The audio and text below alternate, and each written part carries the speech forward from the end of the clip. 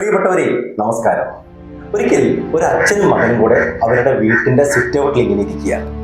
അച്ഛൻ വളരെ പ്രായമായ ആളാണ്. അദ്ദേഹത്തിന് ഏതാണ്ട് 80ഓളം വയസ്സ് വരും. മകന് 40 വയസ്സോളം.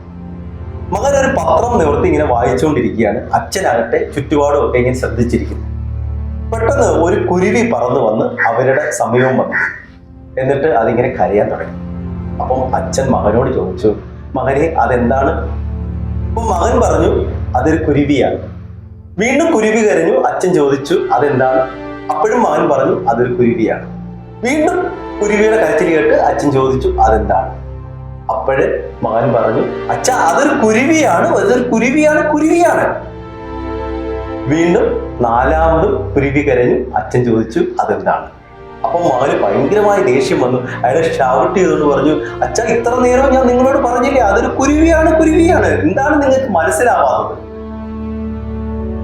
അച്ഛൻ വളരെ വിഷമത്തോടു കൂടി അവിടെ എഴുന്നേറ്റ് വീട്ടിലേക്ക് നടന്നുപോയി.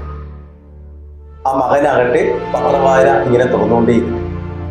കുറച്ചു കഴിഞ്ഞ് അച്ഛൻ കയ്യിൽ ഒരു ഡയറിയുമായി വീട്ടിനുള്ളിൽ നിന്നും തിരിച്ചു വന്നു. മകന്റെ അടുത്ത് തന്നെ വന്നിരുന്നു. എന്നിട്ട് ആ ഡയറിയുടെ ഒരു പേജ് ഇങ്ങനെ മറിച്ച് മകന്റെ കയ്യിലേക്ക് കൊടുത്തിട്ട് പറഞ്ഞു, മകനെ ഇത് നീ ഒന്ന് വായിക്കുക. അയാളത് വായിച്ചു തുടങ്ങി. ഇന്ന് എൻ്റെ മകന് 3 വയസ്സ് തികയായിരുന്നു. ഞാനും മകനും കൂടെ വീടിന്റെ പുറത്തിങ്ങനെ നിൽക്കുകയായിരുന്നു. അപ്പോഴവിടെ ഒരു കാക്ക പറന്നു വന്നു.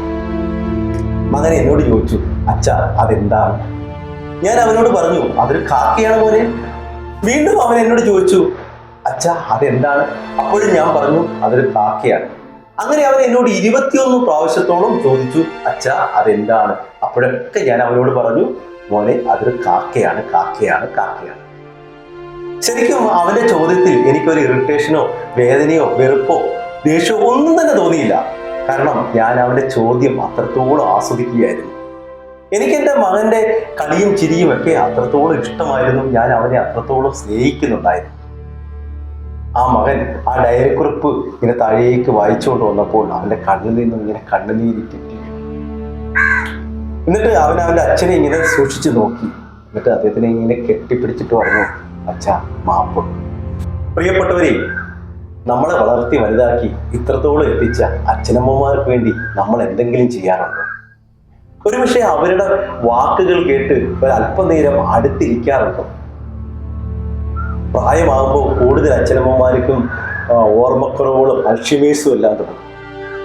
അപ്പോഴൊക്കെ അവർ പറയുന്നത് പലതും നമുക്ക് ചിലപ്പോൾ ഇഷ്ടപ്പെടണമെന്നില്ല.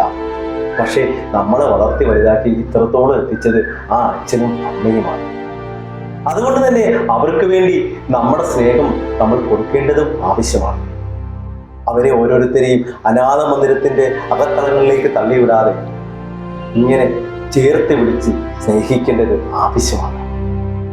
എല്ലാവർക്കും ശുഭദിനം.